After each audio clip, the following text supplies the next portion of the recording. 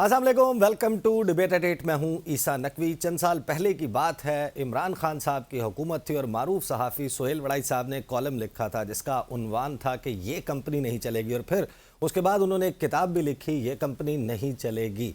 सवाल ये है आज ये जुमला उधार लेते हुए कि जो उसके बाद कंपनी कायम हुई है, जो मौजूदा कंपनी है, क्या ये कंपनी चल पाएगी? एक ऐसी इमारत जो कि फॉर्म 47 के ऊपर खड़ी हुई है, जबकि इनके खिलाफ क्लेम है अपोजिशन जमातों का कि फॉर्म 45 उनके पास मौजूद है जिसके मुताबिक वो विनर्स हैं। तो क्या फॉर्म 47 वाली कंपनी चल सकती है? ख़ासतौर पर आज इस्लामाबाद हाई कोर्ट में जो समाअत हुई, justice Tariq Mahmood Jahangiri election tribunal, उन्होंने तीनों हलकों में इस्लामाबाद के रिकॉर्ड तलब किया था। आज जो हुकूमती मेंबरान हैं वो रिकॉर्ड लेकर पेश नहीं हुए, सख्त बरहमी का इजहार किया गया, फॉरेंसिक कराने की बात की गई। तो ये कंपनी कैसे चल पाएगी अगर ये फॉर्म 47 और 45 का कज़िया एक मरतबा खुल गया इस्लामाबाद हाई कोर्ट से? तो ये मामला कहाँ तक जाएगा, इस मामले पर भी बात होगी। लेकिन हैरान कुन तौर पर इस वक्त सबको मालूम है कि इस्लामाबाद हाई कोर्ट के जजेस ने जो ख़त लिखा, उसके बाद इदारों के दरमियान महाज़ाराई की एक सूरत हाल है। इस्लामाबाद हाई कोर्ट हो चाहे पाकिस्तान की अदलिया हो, वो और इदारे आमने सामने हैं। और इस दौरान हमने देखा कि एक अहम तरीन हुकूमती वज़ीर राना सनाउल्लाह साहब, जो कि सीनियर सियासी मशीर भी हैं वज़ीर आज़म पाकिस्तान के, उन्होंने इस वीकेंड के ऊपर गुफ्तगू करते हुए इस मामले पर आउट ऑफ कोर्ट सेटलमेंट की बात की है। आउट ऑफ कोर्ट सेटलमेंट की बात करते हुए राना सनाउल्लाह ने क्या कहा, जरा सुनिए। राना सनाउल्लाह का यह भी कहना था कि यह मामला इस हवाले से पाकिस्तान में कोई भी दूध का धुला हुआ शख्स नहीं है। अदलिया के लोगों से भी माजी में गलतियां हुई, गलतियां सियासतदानों से भी हुई और इदारों में बैठे हुए इस्टेब्लिशमेंट के लोगों से भी संगीन गलतियां हुई। लेकिन इस मामले पर किसी को कटहरे में खड़े करके मामले का हल नहीं निकलेगा, इसके लिए कोई आउट ऑफ कोर्ट सेटलमेंट करना होगी। क्या ये मुमकिन है कि एक मामला जो इस वक्त पाकिस्तान की सबसे बड़ी अदालत सुप्रीम कोर्ट ऑफ पाकिस्तान में टेकअप किया गया है, इस मामले की आउट ऑफ कोर्ट सेटलमेंट जो है वो तलाश की जा सके? ये मामला और फिर मियां मोहम्मद नवाज शरीफ, उनका एक खिताब, उसकी जो इरताश है वो भी बरकरार है, रेजोनेट कर रहा है। नवाज शरीफ साहब जो हैं उन्होंने 2 दिन पहले खिताब किया लाहौर में सेंट्रल वर्किंग कमेटी मुस्लिम लीग नवाज की, और वहाँ पर खिताब करते हुए उनके लहजे में शिकवा भी था, लेकिन वो तमाम के तमाम शिकवे माजी में अपने साथ होने वाली ज़्यादतियों से मुतल्लिक थे, जो कि नवाज शरीफ साहब का दावा है कि उनके साथ की गई। लंदन प्लान की उन्होंने जिक्र किया। एक लंदन प्लान है जो पाकिस्तान तहरीक इंसाफ जिसका तज़किरा करती है कि हमारे खिलाफ लंदन प्लान बनाया गया, लेकिन मियां मोहम्मद नवाज शरीफ ने हफ्ते के रोज़ तकरीर करते हुए ये शिकवा किया कि साबिक DGI जनरल ज़हीरुल इस्लाम साहब, ताहिरुल कादरी और इमरान खान साहब ने लंदन में बैठकर प्लान बनाया था, धरने शुरू किए थे, उनकी पीठ में छुरा घोंपा गया। इमरान खान ने तो ताउन की यकीन दहानी करवाई थी। नवाज शरीफ साहब ने कहा हैरान कुन तौर पर कि उस मुलाकात में इमरान खान का मुद्दा सिर्फ ये था कि हमारे यहाँ बनी गाला में एक सड़क बना दी जाए। मियां मोहम्मद नवाज शरीफ ने इस तकरीर में क्या कहा, सुनिए। बैठे हुए थे तो मैं अपना उनसे कहा जी अच्छा जी बिल्कुल हम करेंगे, हम तैयार हैं। और उठने लगे तो मुझे उन्होंने कहा जनाब हमारी ये बनी गाला की सड़क बना दें आप। वो मैंने 15 दिन में बनी गाला की सड़क बना दी।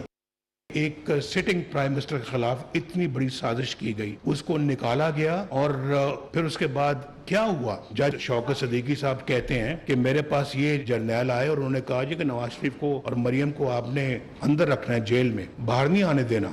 बोल पड़े वो।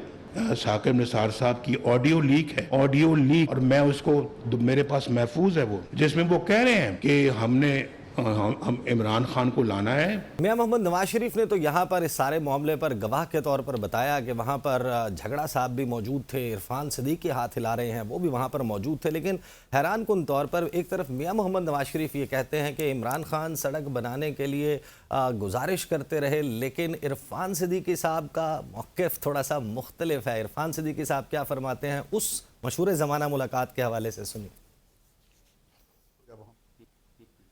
अब नवाज शरीफ साहब की माने या उनके गवाह जो इरफान सिद्दीकी साहब हैं उनकी बात मानी जाए, सड़क बनाने पर बात हुई थी या क्या, लेकिन जिन लोगों ने बशमूल मेरे उस मुलाकात को रिपोर्ट किया था, हमें बहुत अच्छे से याद है कि वो मामला टी टी पी के खिलाफ ऑपरेशन से मुतल्लिक था, जनरल कियानी के कहने पर था और उसमें मामलात उसी से मुतल्लिक रहे। और इसके हवाले से मुस्लिम लीग नून की लीडरशिप ने बाहर निकल कर ये कहा भी था कि ये दाखिली मामलात के ऊपर, सियासी मामलात के ऊपर ताउन के हवाले से मुलाकात नहीं थी, बल्कि इस मुलाकात का मकसद टी टी पी के खिलाफ ऑपरेशन के ऊपर अपोजिशन का ताउन मांगना था, जो कि मांगा गया। और इसी खिताब के दौरान मियां मोहम्मद नवाज शरीफ ने एक बड़ा शिकवा किया पाकिस्तान के अवाम से, और मेरा ख्याल है कि एक बहुत ही वैलिड सवाल है जिसके ऊपर गुफ्तगू की ज़रूरत है। मियां मोहम्मद नवाज शरीफ ने कहा कि जब मुझे निकाला गया तो कौम बाहर क्यों नहीं निकली। क्या कहा मियां मोहम्मद नवाज शरीफ ने, सुनिए। अगर अकाउंटेबिलिटी होती रहती, पिछले 70-75 सालों से होती रहती, तो आज हम एक डिफरेंट कौम होते। और मुल्क का बेड़ा गर्क किया इन्होंने, ऐसे बंदे को लेके आए जिसने और तबाही मचा दी। और कौम को ये जवाब जरूर देना चाहिए। मुझे थोड़ा सा गिला कौम से भी है, बिल्कुल मैं दिल की बात कर रहा हूँ, मुझे गिला कौम से भी है। और फिर एक वज़ीर आज़म को झूठे केस में बेटे से तनख्वाह ना लेने के जुर्म में फारिग कर दिया जाता और कौम खामोश बैठी रहे, ये भी कोई बात नहीं, कोई बात नहीं।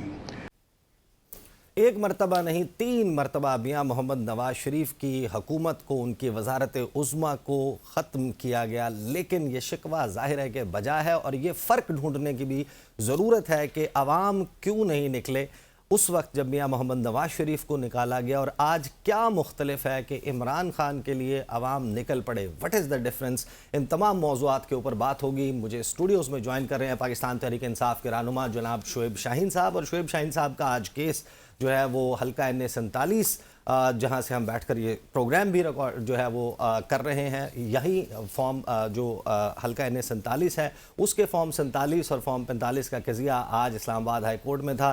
साथ ही जो है वो मुझे ज्वाइन कर रहे हैं जनाब अली गौहर बलोच साहब, मुस्लिम लीग नवाज से ताल्लुक़ है, और निसार खोड़ो साहब सीनियर रहनुमा पाकिस्तान पीपल्स पार्टी मुझे ज्वाइन कर रहे हैं। गौहर बलोच साहब, अली गौहर बलोच साहब से मैं शुरू करूँगा क्योंकि सवाल बड़ा अहम है।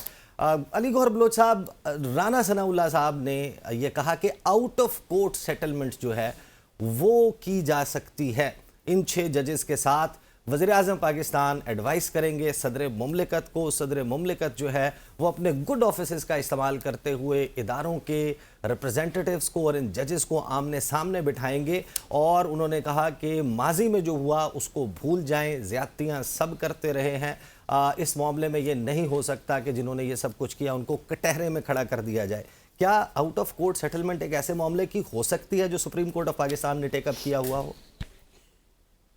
बिस्मिल्लाहिर्रहमानिर्रहीम। जी, आवाज आ रही है? जी देखें, बात ये है कि जो मामलात हैं ये हमारी इंतहाई बदकिस्मती है कि साबका अदवार में भी जो उस वक्त के वजीर आजम थे जब PTI की गवर्नमेंट थी, जब ऑडियो वीडियोस का उस वक्त भी जिक्र होता था तो वो कहते थे कि ये इदारों का काम है और इदारों ने ये करना है, और अगर इदारे रिकॉर्डिंग नहीं करेंगे तो वो फिर अपने मकासद क्या सियासत करें।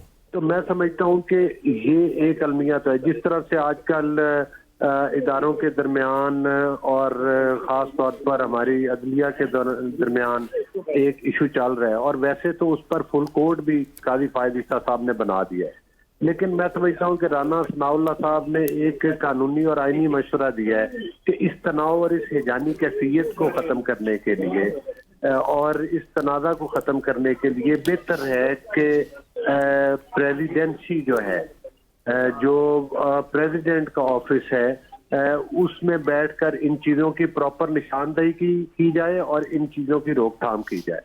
लेकिन राना सनाउल्लाह साहब की अगर आपने गुफ्तगू सुनी हो, इसमें ना सिर्फ ये कि उन्होंने ज़ाहिर है कि आउट ऑफ कोर्ट सेटलमेंट की तो बात की, लेकिन जो 6 जजेस का ख़त है उसमें उन्होंने जो इल्ज़ामात लगाए हैं, कैमरे उनके बेडरूम्स में लगाने का, बहनोई के अगवा का मामला, इतना स्ट्रेस देना कि वो कोई जज जो है वो हस्पताल पहुंच जाए, उस ख़त के मंदरजात को एक तरीके से एंडोर्स किया है कि वो दुरुस्त हैं। एक तरफ एक के बाद एक प्रेस कॉन्फ्रेंस हो रही है, इन्हीं जजेस के खिलाफ डिनाई किया जा रहा है कि ऐसा कुछ नहीं हुआ, और राना सनाउल्लाह ने इस बात को तस्लीम कर लिया कि माजी में गलतियां होती रही हैं, लेकिन इस बात के ऊपर अब उनको कटहरे में खड़ा ना करें।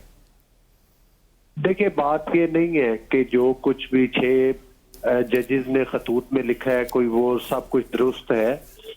ये कहना कबल वक्त है चूंकि फुल कोर्ट में है और इदारों का भी जो है वो अपना मौक़िफ़ है। लेकिन जो राना सनाउल्लाह साहब ने बात की है کہ اگر اس چیز کو ڈیسائیڈ کرنا ہے تو کسی ایک آئینی اور قانونی آفس میں بیٹھ کر حل کیا جائے کہ کون سے الزامات ہیں جو سچے ہیں, کون سے اس چیز کی تحقیقات کی جائے, اور آنے والے وقت کے لیے اس کی بھی تعین کیا جائے کہ ہر ادارے کی کیا باؤنڈریز ہے. اس طرح سے ہاں ایک طرف تو یہ ہے کہ جہاں پر لا اینڈ آرڈر کی صورتحال ہوتی ہے, دیگر کئی صورتحال ہیں جہاں پر کئی دفعہ آپ کو ریکارڈنگز بھی کرنی پڑتی ہیں کچھ اداروں کی, اور جہاں خاص طور پر دہشت گردی کے واقعات ہیں کوئی اس نوعیت کے ہیں, تو ظاہر ہے کہ ان کا اطلاق یہ تو نہیں ہوتا کہ کسی جج صاحبان کی آڈیو ویڈیو یا دیگر بھی عام بھی کسی شہری کی آڈیو ویڈیو ریکارڈ کی جائے. میں سمجھتا ہوں کہ ایک مسئلے کا حل جو ہے وہ رانا ثناء اللہ صاحب نے بہترین دیا ہے کہ اب وہ ابھی آپ جس چیز کی مخالفت کر رہے ہیں ابھی, تاکہ آنے والے وقت میں یہ پھر غلطیاں اداروں کی طرف سے یا کسی اور ادارے کی طرف سے نہ دہرائی. علی گوہر بلوچ صاحب, ابھی آپ جس بات کی مخالفت کر رہے ہیں, ابھی اب آپ نے جس بات کی مخالفت کی ہے کہ کسی عام شہری کی بھی آڈیو ویڈیو ریکارڈ نہیں ہونی چاہیے, ججز کی بھی نہیں ہونی چاہیے, جہاں دہشت گردی جیسا حساس معاملہ ہو وہاں پر تو یہ کیا جا سکتا ہے. آپ نے بھی ایک پہلو سے اس کو جسٹیفائی کر دیا, ایک صرف سیگمنٹ دہشت گردی کے معاملے پر. لیکن ابھی میں نے گفتگو سنائی میاں محمد نواز شریف, وہ کہہ رہے ہیں کہ ثاقب نثار صاحب کی آڈیو ان کے پاس موجود ہے. تو میاں محمد نواز شریف جس چیز میں پرائیڈ لیں گے یا بات کریں گے تو آپ اسی کی مخالفت کر رہے ہیں. مسلم لیگ نون کا اس آڈیوز کی صحیح ہوں, جعلی ہوں, نقلی ہوں, اصلی ہوں, اس کے اوپر موقف ایگزیکٹلی ہے کیا؟ دیکھیں بات یہ ہے کہ آڈیو اور ویڈیوز آپ کو پتہ ہے کہ کچھ چیزیں جو ہوتی ہیں وہ اوپن اینڈ شٹ کیس ہوتے ہیں. ثاقب نثار صاحب کے ٹائم میں جس طرح سے واٹس ایپ کے اوپر ساری کمیٹیاں بنتی رہی, جس طرح نام نکلتے اور ڈالے جاتے رہے, وہ کسی سے ڈھکا چھپا ہوا نہیں, اور جو اس وقت کا ٹرائکا بنا ہوا تھا اور جس کا مقصد یہ تھا کہ نواز شریف صاحب کو جھوٹے مقدمات میں پھنسانا ہے, ظاہر ہے وہ آڈیو کیوں نہیں رکھیں گے جس میں ان کی بے گناہی کا واضح ثبوت ہے. اور وہ کوئی آڈیو مطلب اکیلے نواز شریف صاحب کے پاس تو نہیں ہے, وہ تو پورے پاکستان نے سنی ہوئی ہے, صحیح کسی کے پاس ہے. تو میں سمجھتا ہوں کہ ہاں اس جیسی چیزیں جہاں پر کوئی سازش ہو رہی ہو, ان چیزوں کا بھی تعین ہونا ہے کہ جہاں پر ایسی ریکارڈنگز ہیں جو فون کے اوپر سازشیں ہوتی ہیں, جو ملک کے خلاف سازشیں ہوتی ہیں, جو لیڈروں کے خلاف سازشیں ہوتی ہیں, ان کو سامنے آنا چاہیے. اور ابھی تک بھی جو نواز شریف صاحب کی حکومت گرائی گئی تھی, میں سمجھتا ہوں کہ اس چیز کا تو ازالہ تو نہیں ہو سکا کہ جو ملک کو ناقابل تلافی نقصان پہنچا, جو معیشت کی تباہی ہوئی, ان چیزوں کا.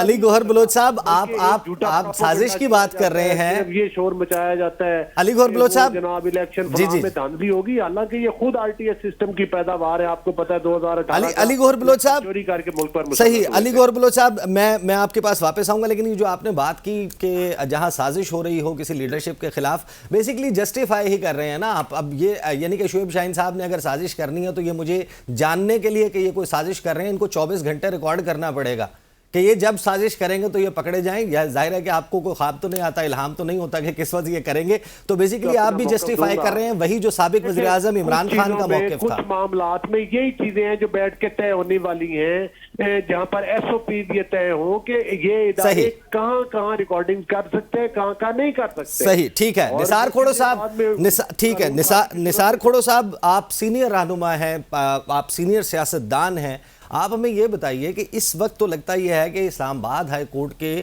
2 ججز کے علاوہ 6 جج صاحبان نے یہ خط لکھ دیا پاکستان کی مختلف عدالتوں سے, سندھ ہائی کورٹ سے, لاہور ہائی کورٹ سے, Peshawar high court, Balochistan high court سے, جو ججز نے بتایا کہ ان کو بھی دباؤ کا سامنا ہے. پاکستان کی عدلیہ, نظام انصاف اگر سٹینڈ سٹل پر آ جائے گا تو پھر یہ معاملات آپ کو بھی یہی لگتا ہے کہ آؤٹ آف کورٹ سیٹلمنٹ سے ہی ٹھیک ہو سکتے ہیں. اور جب بھی میاں محمد شہباز شریف یہ رائے دیتے ہیں, ایڈوائس دیتے ہیں صدر پاکستان کو, تو کیا وہ اپنے گڈ آفیسز کا استعمال کریں گے آؤٹ آف کورٹ سیٹلمنٹ کے لیے؟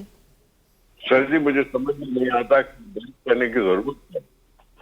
ہمارے سابق صدر عارف علوی صاحب جی کیا بیانات دیے تھے, اسٹیبلشمنٹ اور پالیٹیشین کو بیچ میں بیٹھنا چاہیے, انہوں نے سہکار کیا. آرمی چیف صاحب کو بلایا, عمران خان کو بلایا, ملاقات کروائی تھی. کیوں کروائی تھی؟ پریزیڈنسی کو استعمال تو ایسے بھی ہوتا رہا ہے, 2 دفعہ ملاقات. دیکھیں بات یہ ہے کہ یہ ایسی پریکٹسز ہوتی رہتی ہیں. کسی زمانے میں پاکستان میں ٹرائیو کا کہلاتا تھا रायों का फैसले करती थी। अभी अगर वो नहीं है तो मैं मानता हूं कि एक तरफ से जुडिशरी है, एक तरफ से पार्लियामेंट है, एक तरफ से हुकूमत है, ये तीन सतून हैं। आर्मी ने कह दिया है कि हम न्यूट्रल हैं, हम किसी के साथ नहीं हैं, हम अपनी पाकिस्तान की दिफा के लिए, ठीक है। जी। सियासतदान भी यही चाहते हैं कि इस्टेब्लिशमेंट सियासत को आजाद करे। रही बात के सर्वेलेंस और ऑडियो टेप, ये भी किस्सा कोई पाकिस्तान के लिए नया नहीं है। जी। वो हमें याद है कि जज साहब को कहा गया था कि सजा दो, भुट्टो साहब के लिए कुछ कहा गया था, बेनजीर साहब के लिए कुछ कहा गया था। ये सब कुछ होता रहा है। ऑडियो वीक्स पहले भी होते थे और साकिब नसार साहब की भी बात की जाती है कि उनका भी ऑडियो वीक है, रिकॉर्डिंग है। अब एक तरह से तो रिकॉर्डिंग सबूत के तौर पर पेश की जा सकती है, जो मियां नवाज शरीफ साहब कभी न कभी करेंगे। लेकिन ऑनेस्टली स्पीकिंग, ये सर्वेलेंस नहीं होना चाहिए, किसी प्राइवेट सिटीजन का भी नहीं होना सर्वेलेंस चाहिए। हर जगह बात की आ गई, कभी कौन बदनाम हुआ, कभी कौन बदनाम हुआ, कभी गवर्नर, साबिक गवर्नर सिंध वो बदनाम हुए, महमूद खान अचकनी को बदनाम किया गया, दूसरों को बदनाम किया। ये सारा हमला जो था वो सारे सियासतदानों पर था, और ये इस तरह से हमले हमारी सियासत को कमजोर करते हैं। हमारी जुडिशरी को भी इसी तरह से कमजोर किया जाएगा। अब जुडिशरी असर लेती है या नहीं असर लेती, ये है उनकी इंटेग्रिटी। जजेस की इंटेग्रिटी क्या है कि इन दबाव का शिकार न बने, दबाव का शिकार न बन के अपनी इंडिपेंडेंस को कायम रखे, और उसको इसी जुमरे में लिया जाए कि उन्होंने एक झूठी हरकत और हरकत की उन्होंने निशानदेही कर दी। अभी हमें पता नहीं है कि ये हरकत की किसने थी। अब इसलिए अगर राणा साहब कह रहे हैं तो इस तरह से होता जरूर रहा है कि कोई ना कोई ऑफिस बीच में पड़ के और ठीक करने की कोशिश करता है। लेकिन हम तो यही समझते हैं कि हमारी जुडिशरी अभी आजादाना तौर पे काम कर रही है। और तो निसार खोड़ो साहब ये कैसे मुमकिन है, क्योंकि इस वक्त जो 6 जजेस का खत है उसका एक जुमला मैं आपको बता देता हूं कि जो पॉलिटिकल केसेस हैं, जो सियासी नौयत के मुकदमात हैं, उनमें मनपसंद नताइज या फैसले हासिल करने के लिए ये सब कुछ किया गया। तो जिसने एक बड़ा क्वेश्चन मार्क लगा दिया है कि पाकिस्तान में जो गुज़श्ता 2 सालों में जिस वक्त रिजीम चेंज हुआ उसके बाद से ऑनवर्ड्स जितने भी मुकदमात के फैसले आए उनके ऊपर एक सवालिया निशान लग गया कि ये दबाव के तहत लिए गए थे या नहीं। तो क्या इसका आउट ऑफ कोर्ट सेटलमेंट हो सकता है? देखिए साहब, सियासी केसेस बनते क्यों हैं जी? ये सुप्रीम कोर्ट के पास जाते क्यों हैं? क्या पार्लियामेंट यहाँ मौजूद नहीं है, या पार्लियामेंट में बैठ के बहस नहीं की जा सकती? अपने सियासत को मजबूत करने के लिए पार्लियामेंट का फोरम इस्तेमाल नहीं किया जा सकता? ये सब कुछ हो सकता है। अब ये पूछे ना, इंतकामी कार्रवाइयां सियासतदानों के खिलाफ, उसमें कौन सी हुकूमत अपने आप को बचा सकेगी? क्या इमरान बचा सकेगा अपनी हुकूमत को? क्या उसने इंतकामिया कार्रवाइयां नहीं की?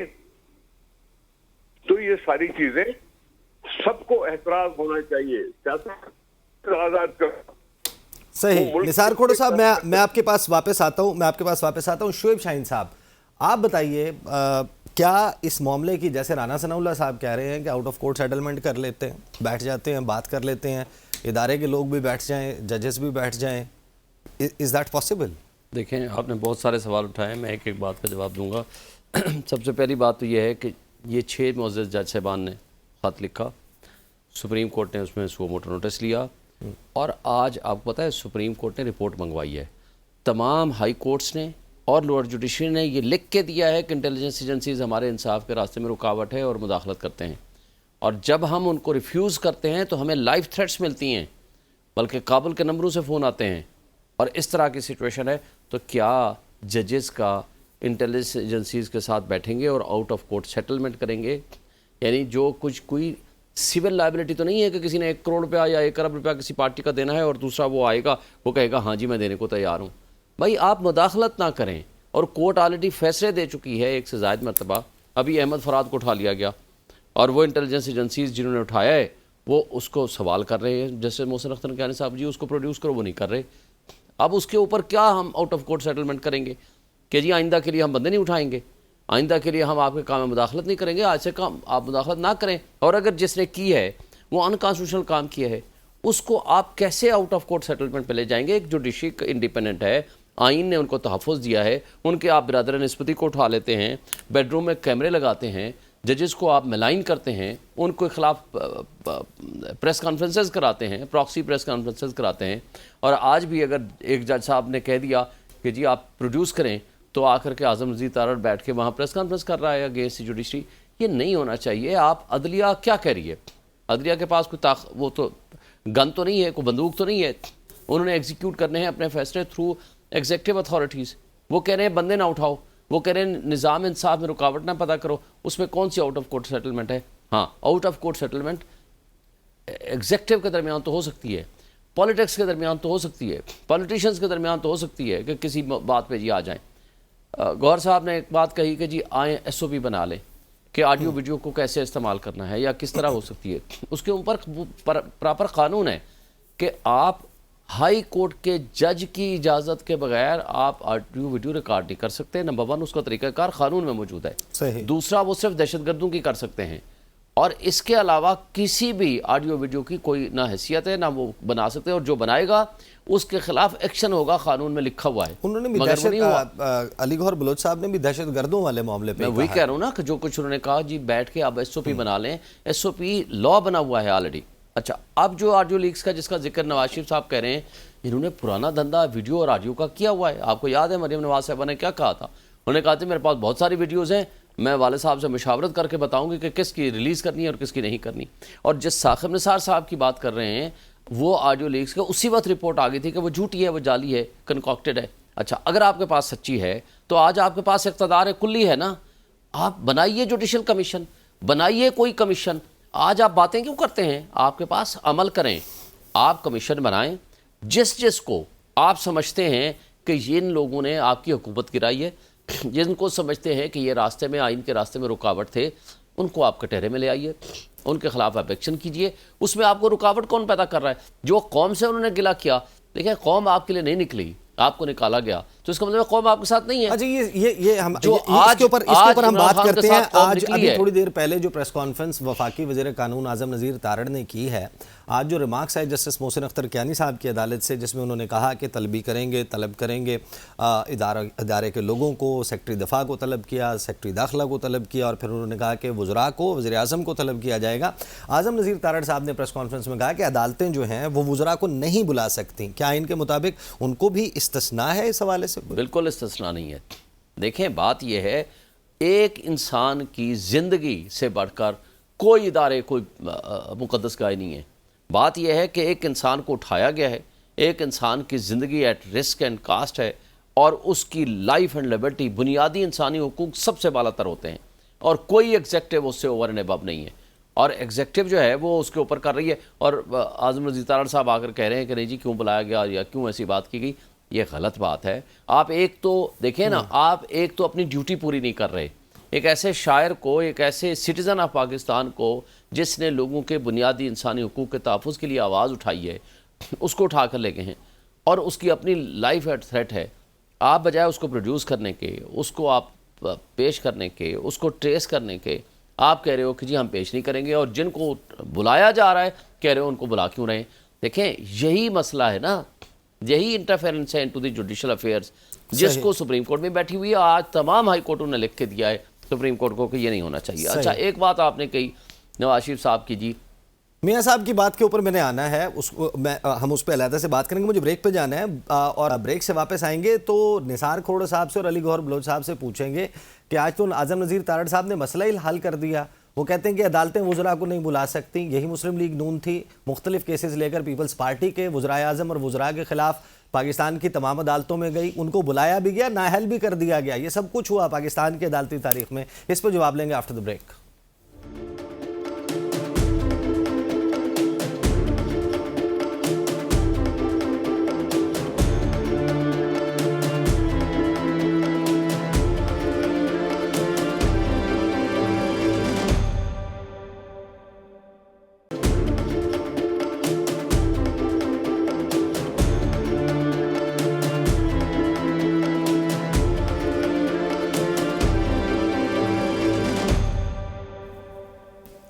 Welcome back after the break.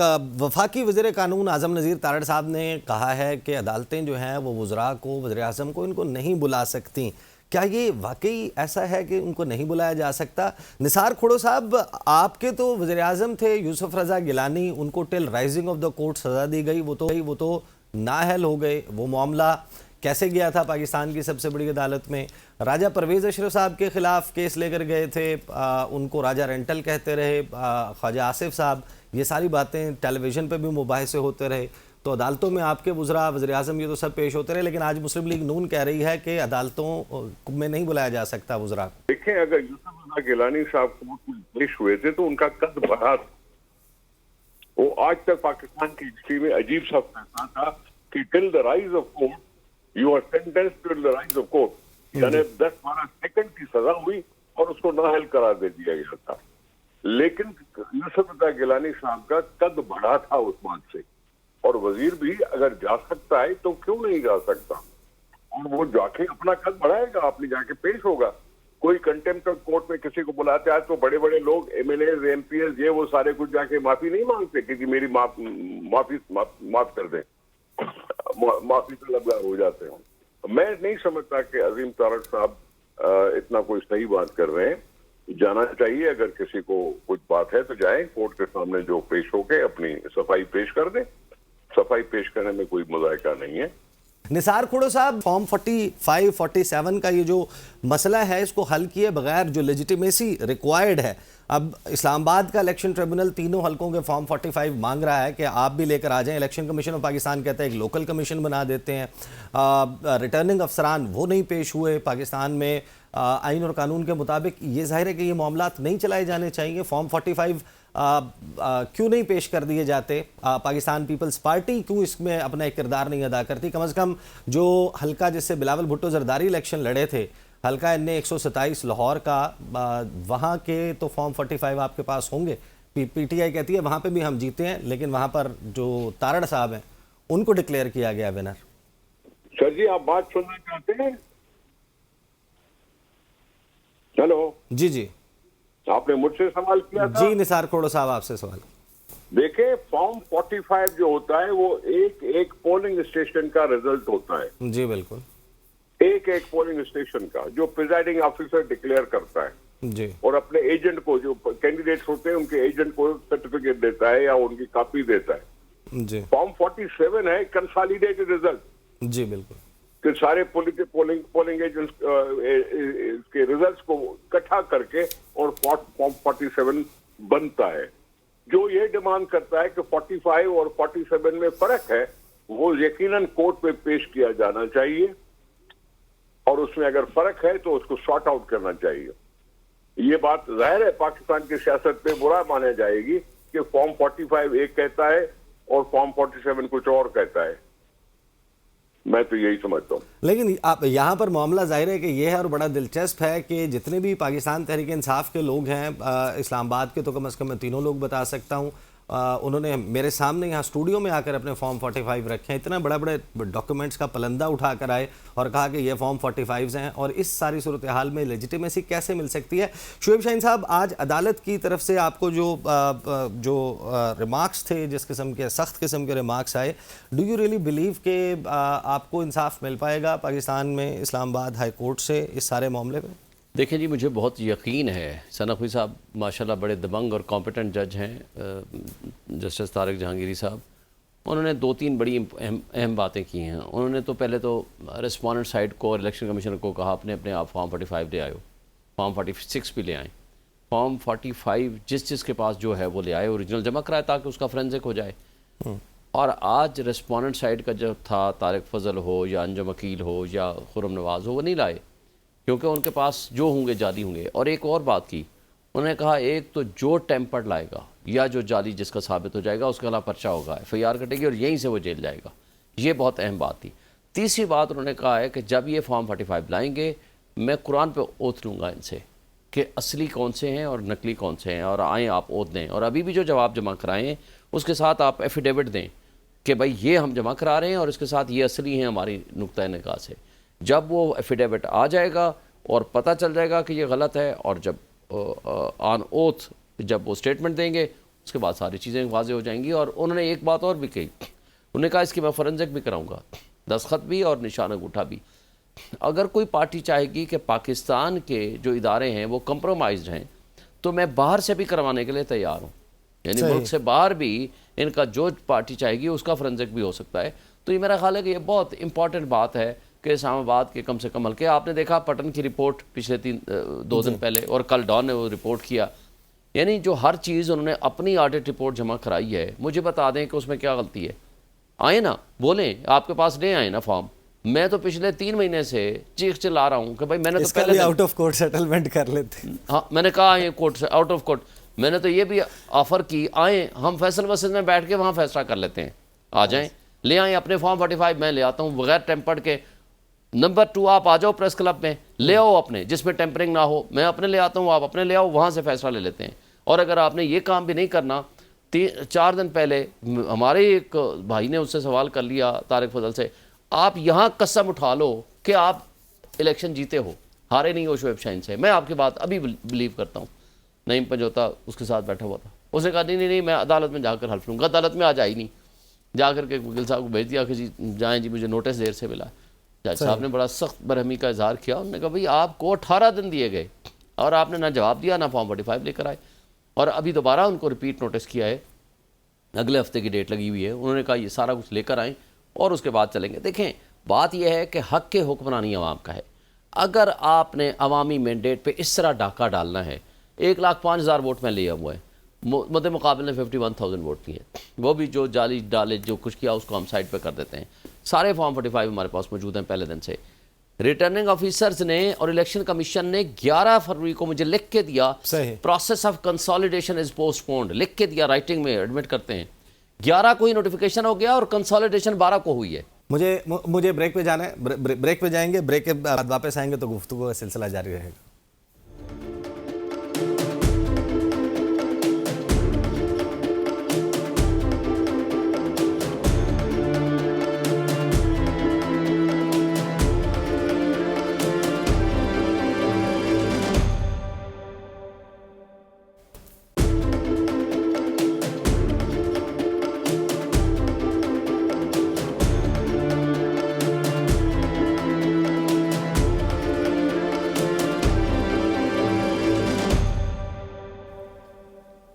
Welcome back after the break. Shoaib Shaheen صاحب, آپ کو فارم 45 کے مطابق نتیجہ نہیں ملتا.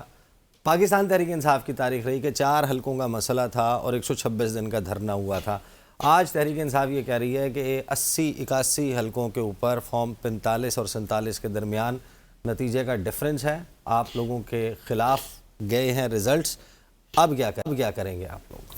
دیکھیں ہم عدالتوں میں ہیں, ہمیں عدالتوں سے انصاف کی امید ہے, اور ہم بجا طور پر یہ سمجھتے ہیں کہ یہ جو کمپنی بہادر نے, اسٹیبلشمنٹ نے, کرپٹ ریٹرننگ آفیسرز نے اور الیکشن کمیشن جو کہ جرائم کی آماج گاہ بنا ہوا ہے, ان کی ملی بھگت سے اس ٹولے کو مسلط کیا گیا جو آلریڈی ریجیکٹڈ ہے. یہ ریجیکٹڈ وہ لوگ ہیں جن کو اس برے طریقے سے ریجیکٹ کیا ہے عوام نے, جس کا وہ گلہ نہیں کر رہے, ایڈمیشن ہے, کنفیشن ہے نواز شریف کی کہ جی قوم ہمارے ساتھ نہیں چلی. بھائی اگر عوام آپ کو ریجیکٹ کر چکی ہے, عوام نئے طریقے سے آپ کو آزما چکی ہے کہ آپ کرپٹ لوگ ہو, مجھے بتائیں آج تک ایمن فیلڈ ڈپارٹمنٹ کا کوئی جواب آیا ہے, اس کی رسیدیں آئی ہیں؟ اور پھر آپ مجھے بتاؤ دبئی لیکس کے اوپر جو کچھ ہوا آج تک, وہ نیب کہاں خاموش ہے؟ نیب 4تھا مقدمہ بنانے کی تیاری کر رہی ہے عمران خان کے خلاف توشہ خانہ کے حوالے سے. توشہ خانہ کے اوپر مجھے بتائیں مریم نواز نے گاڑی ڈکلیئر نہیں کی, بیچ بھی گئی, کھا بھی گئی. نواز شریف نے بلٹ پروف گاڑی مرسیڈیز یا BMW ہے میرا خیال ہے, وہ 6 لاکھ BMW 6 لاکھ روپے میں لی, 6 لاکھ روپے میں لی. اس کے اوپر مقدمہ ہے کیونکہ گاڑیاں لے نہیں سکتے, لیکن اس کو چلا نہیں رہے, اور نیب کہہ رہی ہے اس کو بری کر دیں.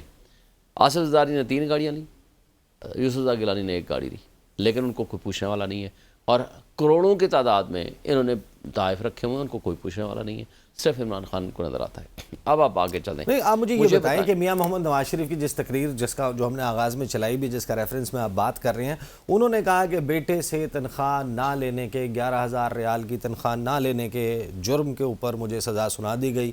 تو وہ بتائیں کہ آپ کی حکومت بھی آ گئی تھی, سیم پیج بھی تھا, تو یہ جو ایون فیلڈ اپارٹمنٹ ہے جن کا ہمیں آج تک نہیں پتہ چلا, جہاں پر سے میاں صاحب نے 2-3 سال گزارے وہاں پر 2019 کے بعد, اس سارے معاملے کے اوپر ان بیسس کے اوپر سزا کیوں نہیں؟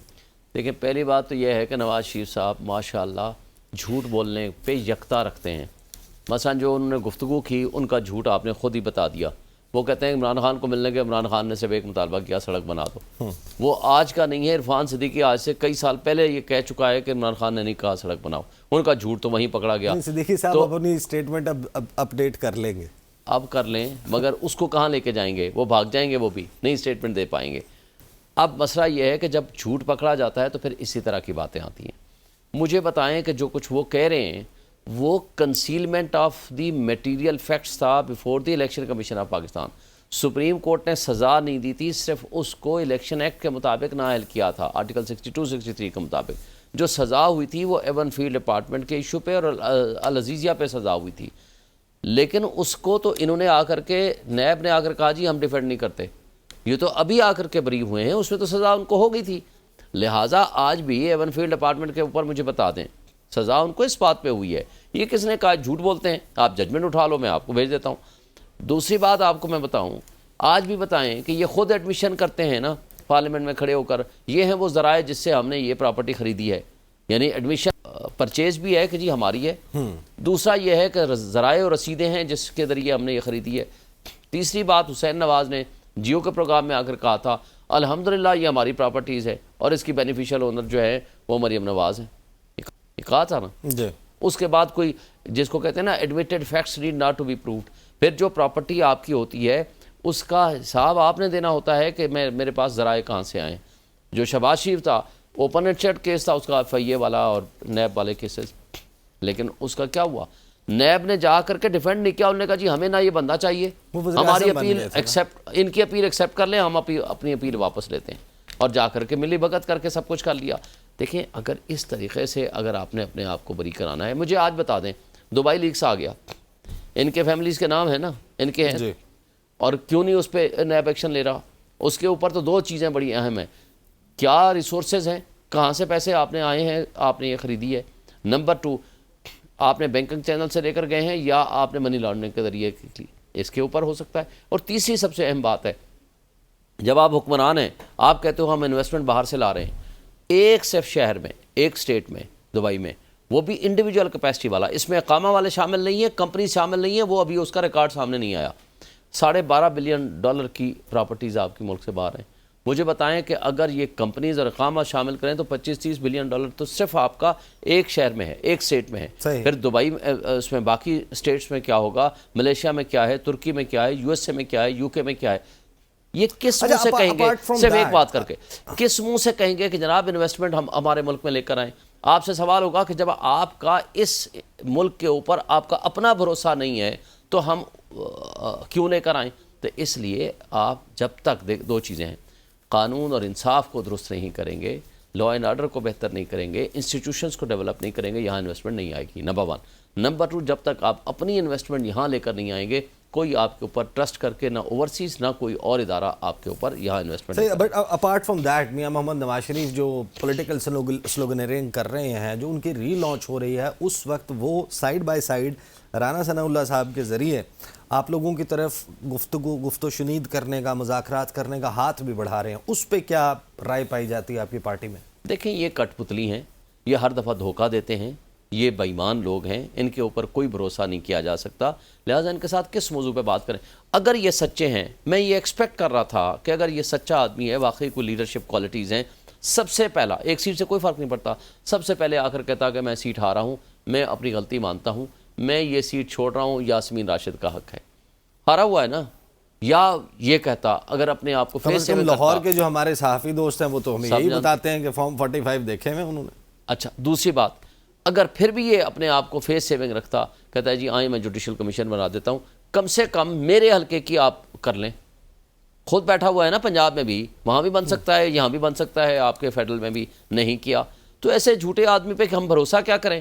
اچھا, فارم 47 والا انوار کاکڑ نے کیا کہا جب حنیف عباسی نے کہا میں قسم اٹھاتا ہوں تم نے پیسے کھائے ہیں گندم سکینڈل میں, وہ کہتا ہے تم فارم 47 کی پیداوار ہو, اور فارم 47 کے بارے میں نے منہ کھولا تو مسلم لیگ نون منہ دکھانے کے قابل نہیں رہے گی. الیکشن بھی انہوں نے ہی کروایا. الیکشن آئے اس لیے تھے, ان کی ڈیوٹی یہ تھی, 3 مہینے کے لیے آئے, 7 مہینے بیٹھے رہے, 8 مہینے, اور الیکشن کیسا کرایا جس کے اوپر اس کو شرم و حیا نہیں ہے, غیرت نہیں ہے کہ جو الیکشن تم نے غلط کرایا اور اس کے اوپر تم گواہی دے رہے ہو کہ یہ سارا فراڈ میں نے کیا. صرف اس نے تھوڑا کہا, لیاقت چٹھا جو کمشنر تھا اس نے کہا, اسی دن سے اس کو اٹھا کے لے گئے اور آج تک اس کا آتا پتہ نہیں ہے کہ وہ کہاں ہے.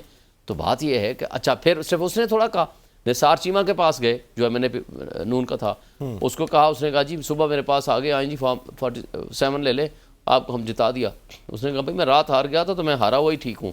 کامران ٹریسوری نے جو پریس کانفرنس کی وہ آپ نے دیکھ لی, مصطفیٰ کمال کی جو آڈیو لیکس ہوئی اور اس نے آ کر خود اس کو ایڈمٹ کیا, ہاں جی کہ مجھے یہ مسلم لیگ نون اور پیپلز پارٹی والے یہ کہتے ہیں کہ تمہارا مینڈیٹ 100% چوری اور ہمارا 60-70% چوری کا ہے. یہ ایڈمیشن کے بعد یہ ان کے اتحادی ہیں, اس ایڈمیشن کے بعد ان کے ساتھ کس موضوع پہ بات کریں. شعیب شاہین صاحب وقت ختم ہو گیا, بہت بہت شکریہ. ہمارے ساتھ شعیب شاہین صاحب موجود تھے, نثار کھوڑو صاحب اور علی گوہر بلوچ صاحب موجود تھے. پاکستان میں ظاہر ہے کہ اب ایک ہم ایسے فیز سے گزر رہے ہیں کہ جہاں پر اگلے چند دنوں میں خاص طور پر منظرنامے کے اوپر بہت زیادہ ایکٹیویٹی نظر آئے گی, خاص طور پر اسلام آباد ہائی کورٹ جہاں سے ریمارکس ہوں, فیصلے ہوں جس قسم کے آنے کی توقع کی جا رہی ہے. 28 مئی آنورڈ اسلام آباد کے تینوں حلقے فارم 45 کھل جائیں گے اور وہاں سے کیا فیصلہ آئے گا وہ ڈٹرمن کرے گا شہباز سرکار کا فیوچر. اب تک کے لیے اتنا ہی, اجازت دیجیے, اللہ حافظ.